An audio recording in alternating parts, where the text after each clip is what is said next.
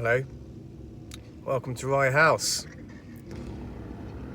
We've got some pro karts going round, but we are here today for a little Mango endurance race, so looking forward to it. I've come a little bit early because one of the Mangos has had too much to drink last night, and the last person here has to partner with him. So see if you can guess which one it is.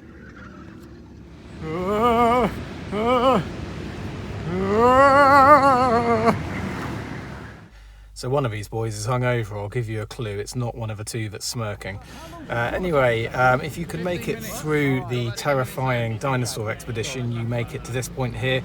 Here's old James Radovich. There he is, isn't he nice? Look at him.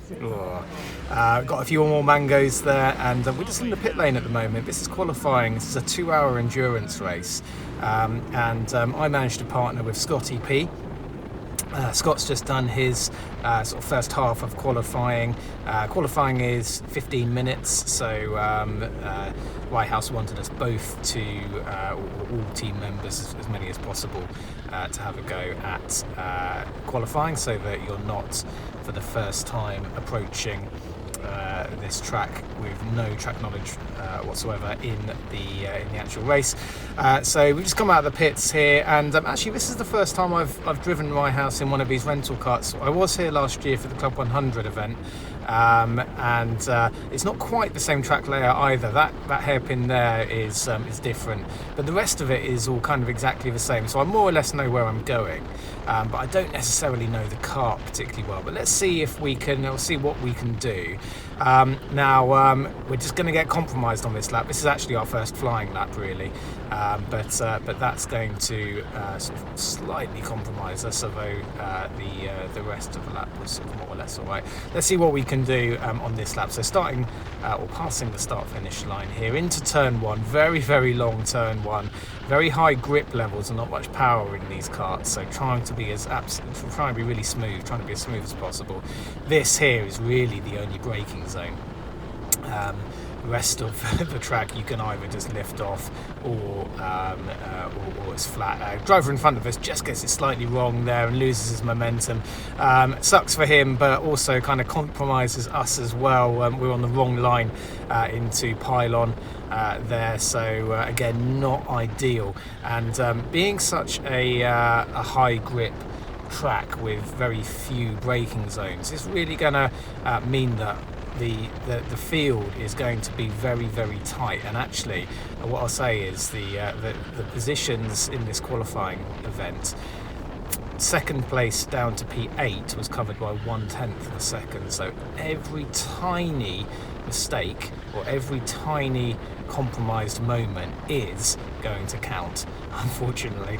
So let's see what we can do here. Now I mentioned earlier that we haven't ever been in these karts before, and I think that's going to be a little bit of an issue, kind of particularly around here. You can see how wide I'm going, and then trying to get the nose pointed sort of towards the exit of the corner there.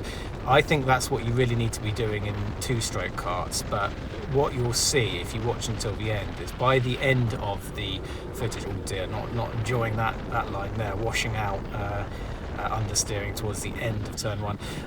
What you'll see is that I adapt that line. I do learn something in this race, and that is that the two-stroke lines don't necessarily work. So unfortunately, I learned that a little bit too late. This lap doesn't look too bad, but I don't know if it's going to be our fastest one, actually. Is this the final lap of qualifying? So you don't get long. Yeah, you see that? Oh, yeah, made a horrible mess of that final corner. Just by going a little bit wide, you don't have the same amount of grip that you normally have. And this lap is now going to be compromised as well by a slower moving kart. It's sort of in the middle of turn one there. Although it didn't compromise us too much. But like I say, yeah, if it compromises you by 1/10, that could be 6 positions on the grid. This corner here, horrible in these karts. I found it really difficult with the high grip to stop this kart from bogging on the exits. And looking back at this, I think at the time I felt that I was getting almost no slide at all, and I was worried that I wasn't being aggressive enough. my hands don't move that much unless I get it wrong around the final corner, but I do think that I was putting quite a lot of lateral load through the tyres, and as a result of that, you can't really hear it on the footage, but I could definitely hear it at the time. It was definitely bogging. And it wasn't bogging when I immediately came out of the pits, but it was bogging after a lap or two. And it sort of suggested to me that straight out the pits, when the tyres were cooler, they were gripping more, and then I was overworking them, causing a little bit too much slide, and in turn causing a little bit too much in the way of lack of forward momentum, shall we say. I think this is going to be the last lap that we get now. So driver in front is just going into the pits, so he's not going to compromise us. Now, we've done a little bit of a better job in the exit of turn 1 there. Perhaps not going quite as quickly, but certainly not having to cover as much ground. Turn 2 and turn 3 okay, although I don't think I ever got turn 3, that second hairpin, quite correct really. Now turn 4 and 5 pylon here, trying just to almost coast through the corner there, just have a very small amount of throttle on in order to try and keep some forward momentum going and reducing the lateral slide. And then the final corner that time goes relatively well. But there we are, that is qualifying over. So how did we do? We're going to have to wait, and our position is going to be on the right hand side as we come in. So after qualifying, rather let Scott down. Wasn't very fast. We have a flapjack. See if that makes all the difference. Okay, so race start then. Here we are. We did actually start down in 8th place, so sorry to Scott for that. It actually put us on the outside of the grid, so the left-hand side as you're travelling down past the fast right-hander turn 1. So it's a nightmare. If you're on the left-hand side, it's an absolute nightmare. So Scott did actually get shuffled down 1 place to P9, but he did an absolutely epic job.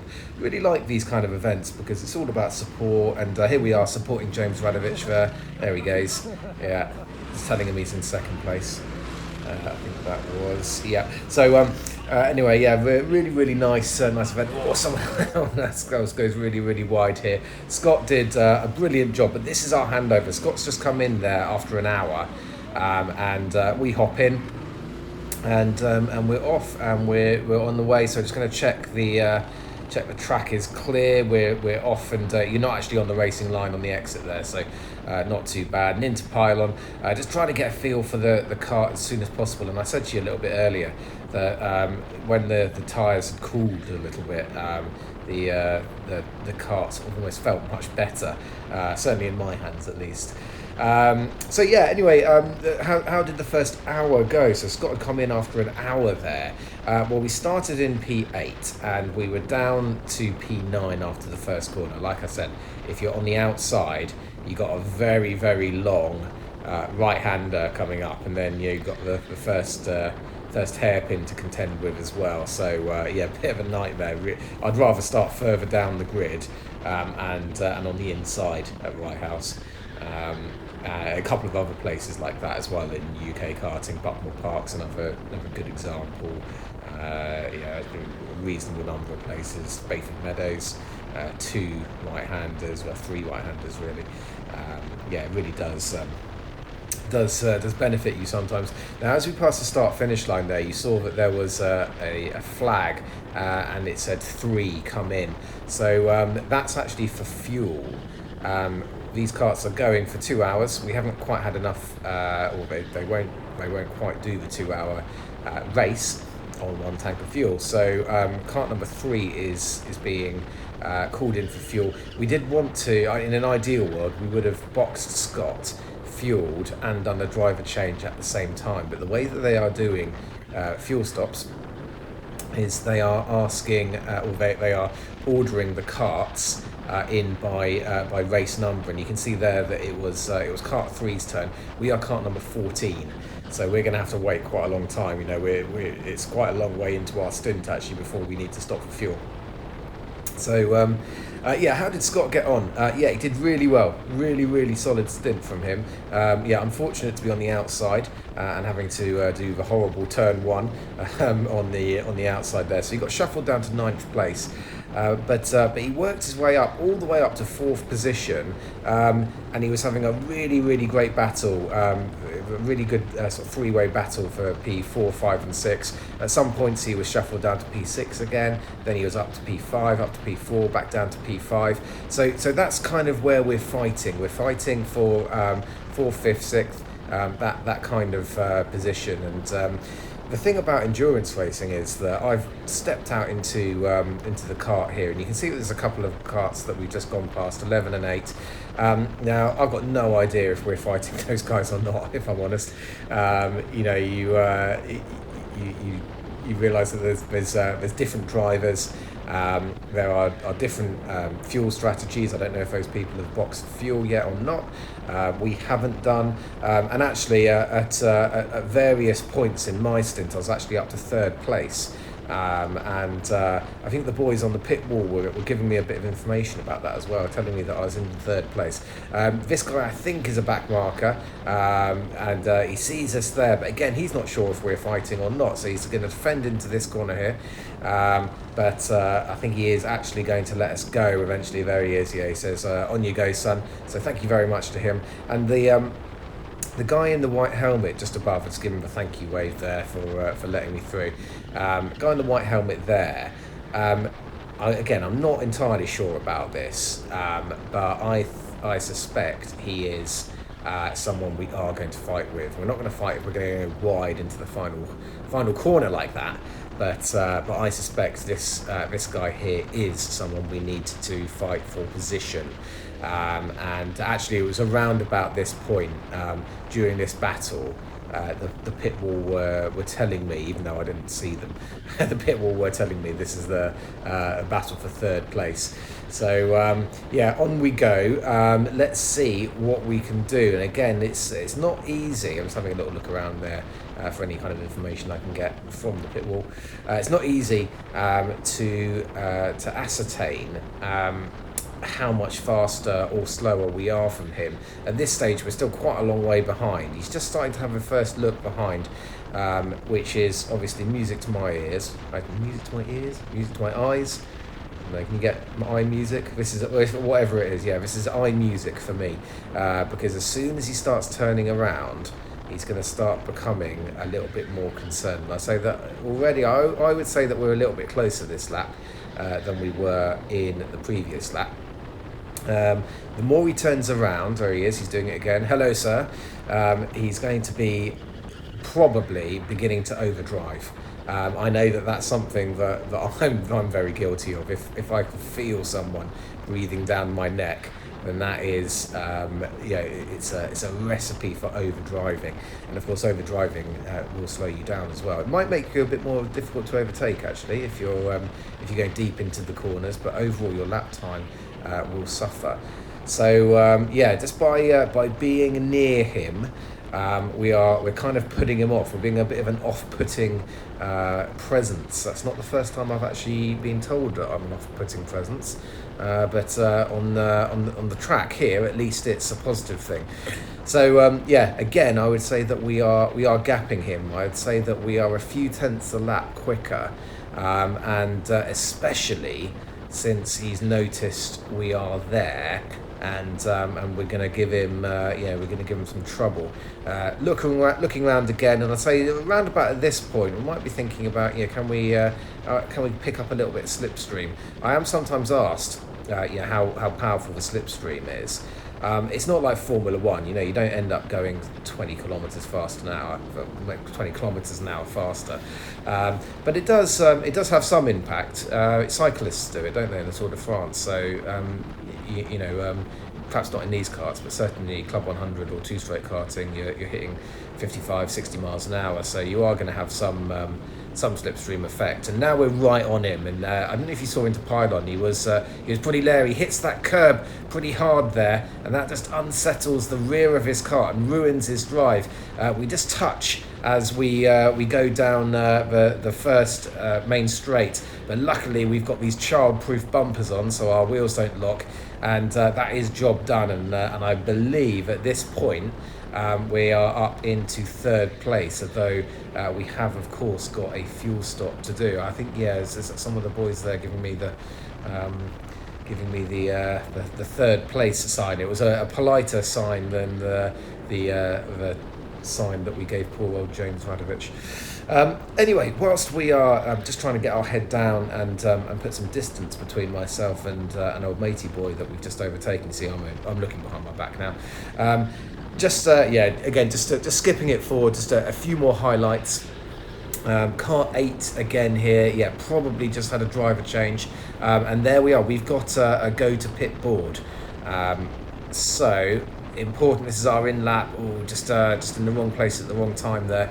If we wanted to be really, really quick, he's seen us now and lets us go through so we can take our preferred line down into the main straight again, and the pit lane is actually, for us today at least, on the exit of turn 1, so we're going to go barreling into turn 1, and there we are, aim for the marshal, slow down so we don't kneecap him, and then straight into this pit bay. And I have to admit, I wasn't entirely sure what I was supposed to be doing or where I was supposed to be going, but you have to go and stand by this pole.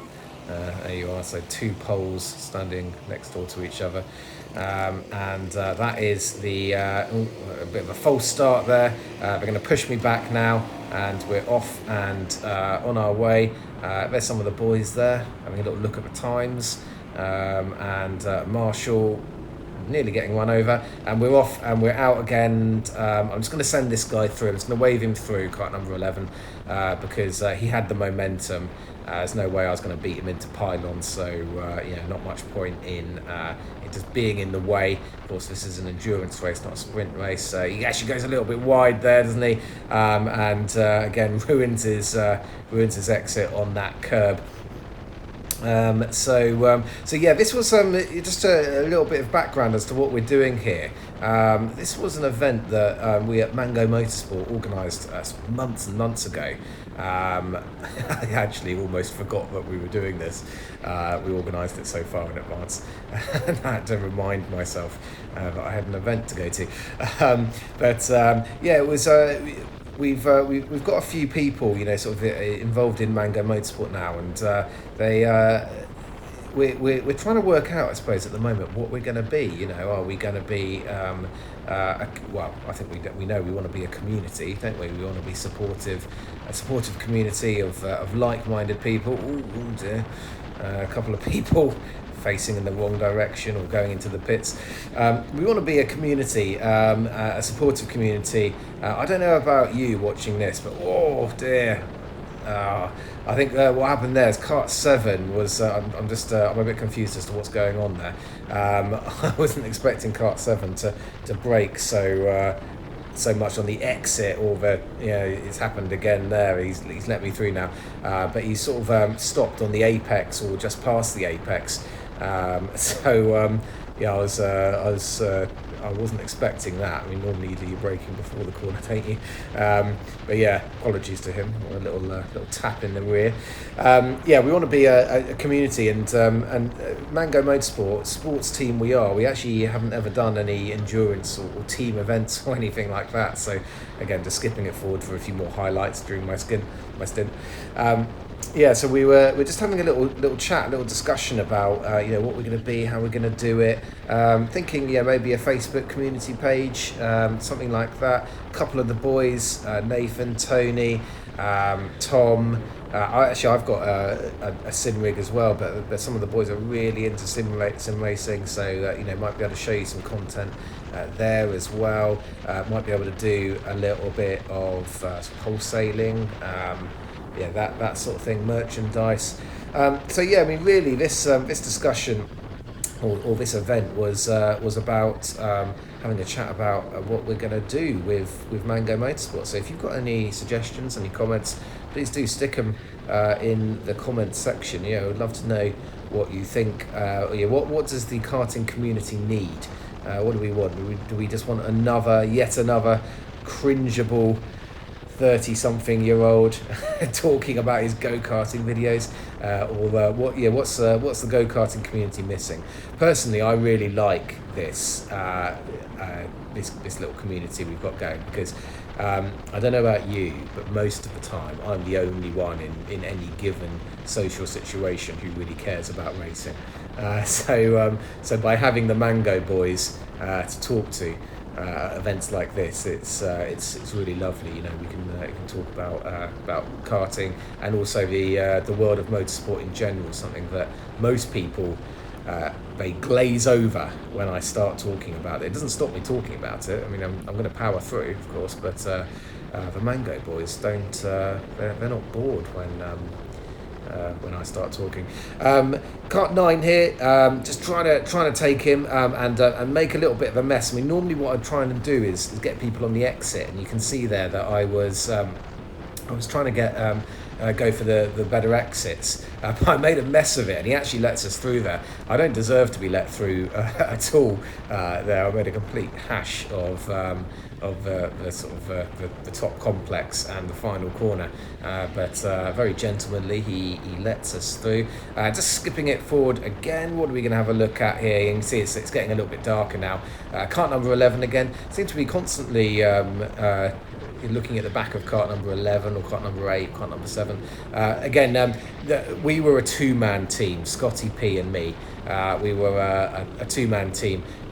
Some of these other teams, there were up to 5 people thinking about moving to pylon.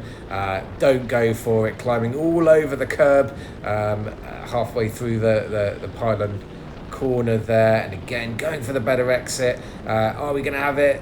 Oh yeah, I think we're going to be all right now. By going in deep and cutting back, we forced him to go wide, and that is job done. Or is it? Because actually we've got another slow-moving kart here, kart number 8. We're going to have to go up the inside. Are we going to make it? Oh yes, we do. We just about squeezed through. We had to do that, but look at that massive hit in the rear from kart 11 there. I'm going to wave my hands in the air like a chicken. That's what you do in karting when you feel you've been wronged. You're going to wave your hands around like a chicken. We're going to try it again though, see if we can do the same move that we did last time ago. He's not been too bad that time. He hasn't quite ruined his momentum, but we're in a slipstream again, and actually he doesn't fight us too hard into turn 1 there. I think he realised that there was a bit of an ABC there, advantage by contact. So in fairness to him, accidents happen, and he really didn't fight us too hard the next time around. So all fair play. I think there's a saying, isn't there? No harm, no foul, something like that. I've heard other people say that. So I think he does actually get a warning. I can see that there's a warning board being prepared for him there. There it is.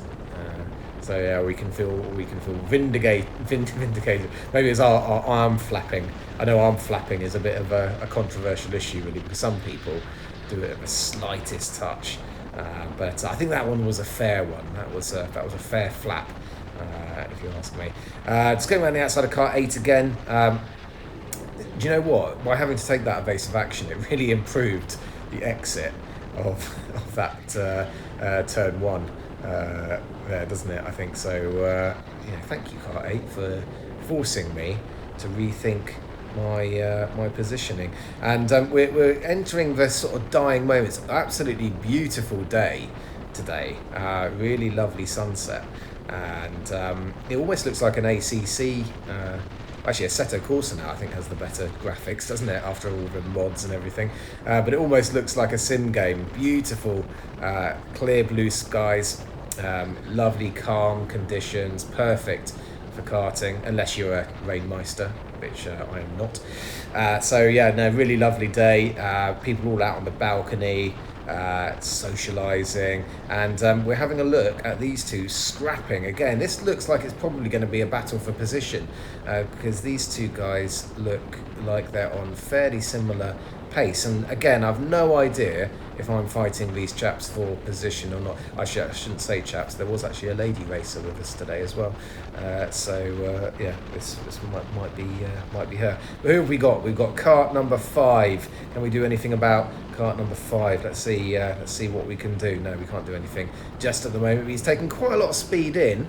Might compromise his exit, does it? No, not really. We take a reasonable amount of speed through that horrible corner, but again, not really doing the job down the straights. Then I'm going to let those boys barrel in, and I'm going to go for a better exit. And we have got a better exit, but not really much in the way of overtaking opportunity there. We're going to try and go for the exit down onto what is really the only straight, and we do get a reasonably good drive actually out of there, helped with a little bit of slipstream. So that's job done on kart number 5. Kart number 9 is our next target, next friend up ahead, and he's just having a little look over his shoulder again. That's good. And we're going to go. He goes wide, and then we go up the inside. But by doing that is not exactly helping us. Oh, just about squeezed through, forced into the barrier a little bit there. So tough racing, but he's back through. He's got the job done on us. Wide on the exit there. We're going to force him to go narrow with our kart positioning. That's going to ruin his line into the final corner, and as a result, ruin his exit speed down onto the main straight here, and that helps us to make that position up. So really, I mean, that overtake, although it happened into turn 1, really the positioning into the final couple of corners was that overtake was about 3 corners in the making, and that's really what you have to do a lot of the time, particularly when conditions like this are very, very or when the pack is very, very similar in terms of pace. Now here, kart number 3, this is the kart that's in the lead of the entire event. So we've just been lapped. The shame of it, very disappointing. But I wanted to use this as a learning opportunity to see what he was doing, which I wasn't. Now he's getting the rear end out a little bit more. He's driving far more aggressively. So I'm thinking maybe I need to be a little bit more aggressive. We have actually gapped him around that corner there, and this corner here, I'd say that our sort of mid-corner speed was better, but I'm not sure about the top end in this car. I don't want to blame the car, but I would say that our cornering speed seems to be all right. Let's have a look. Does he take off down here? I'd say that we're on almost identical lines. I'd say, yeah, maybe he's creeping away a little bit. Takes a different line into turn 1, actually. He's far more narrow. We're a little bit wide there. And you see the sparks flying out. He was actually hitting that same point every time, scraping the chassis underneath. Just on the exit of turn 1 there, sparks coming up, just like Formula 1. That's what this is, isn't it? Just like Formula 1. Not much that I can see really that we're doing particularly differently. I would say that I'm probably not making a terrific job of that final corner. Still getting it wrong. Trying really, really hard not to slide the corner at all, but I can feel in the steering wheel there's a lot of it's almost like torque in the steering wheel.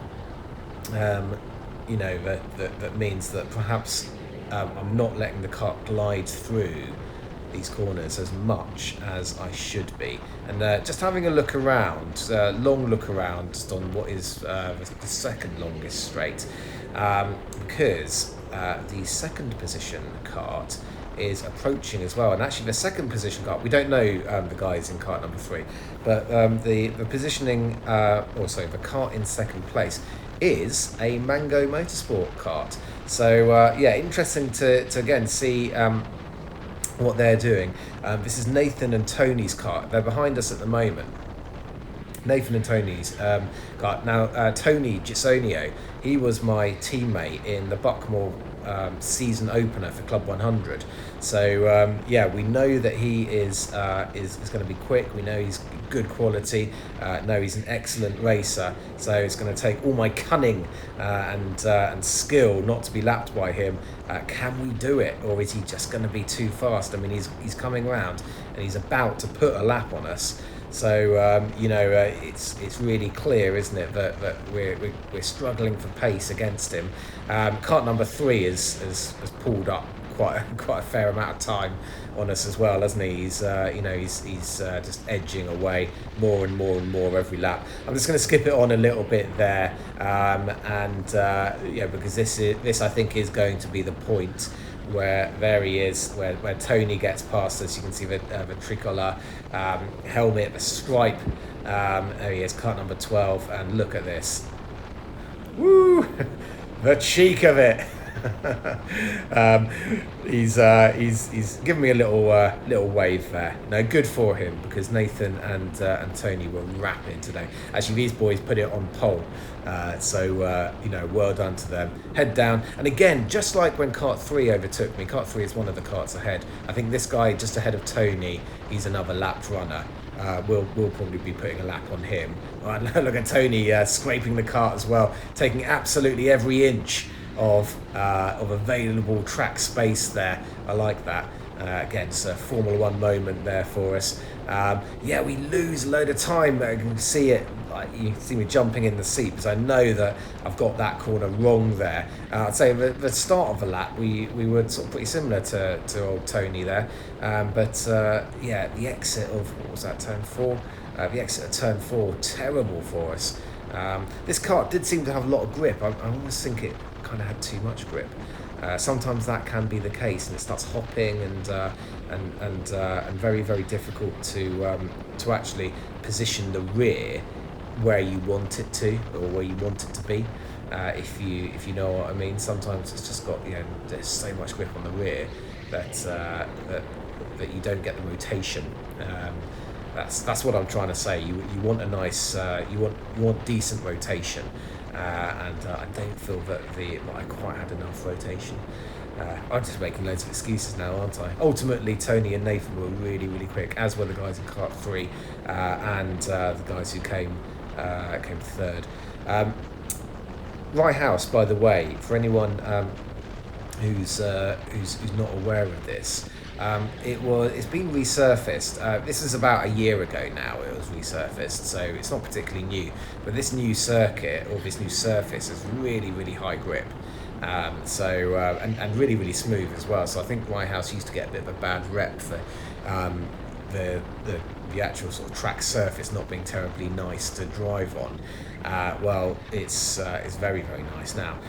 The only thing that I would say is that in these karts, at least, it means that there's really only one braking zone, and you kind of lose something a little bit when I think when you're not really having to do very much braking at all. Braking is one of the things that separates great drivers from good drivers. Anyway, I'm really sorry, but the GoPro ran out of footage just towards the end. But these are Nathan's hands. So this is the guy who finished in second, and look at the holes in his hands. Absolutely stunning effort. But here we all are together. That's actually a plant pot that we found. That was a better trophy than the one they gave us. Anyway, thanks ever so much for watching, and I'll see you for the next one.